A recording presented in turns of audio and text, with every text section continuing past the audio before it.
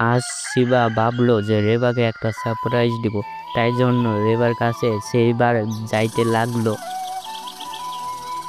রেবা আর শিবা মিলে কথা বলছিল। আরে হে বা, আমি তোমাকে বিকেলে একটা জিনিস দেখাবো, তুমি আইসা বইরো। আচ্ছা শিবা, আমি চলে যাব। তখনই গাছের পিছের থেকে সবকিছু শুনে ফেলছিল জীবন অলসু। হে, আজ তোদেরকে আমি ছাড়বো না, পাইছি আইডিয়া, শিবার রূপ ধারণ করে ফেলি। তারপর জীবন অলসু শিবার রূপ ধারণ করে রেবার কাছে গেল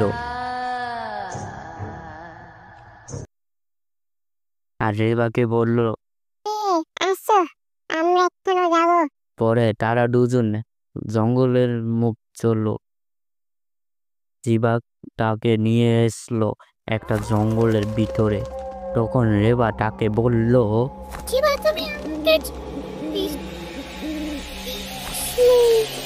তখনই জীবন অলসু তার আসল রূপ ধারণ করলো আর বলতে লাগলো, হে, আমি শিবা নই, আমি জীবন অলসু, আজ তোকে আমি কে বাঁচাবে।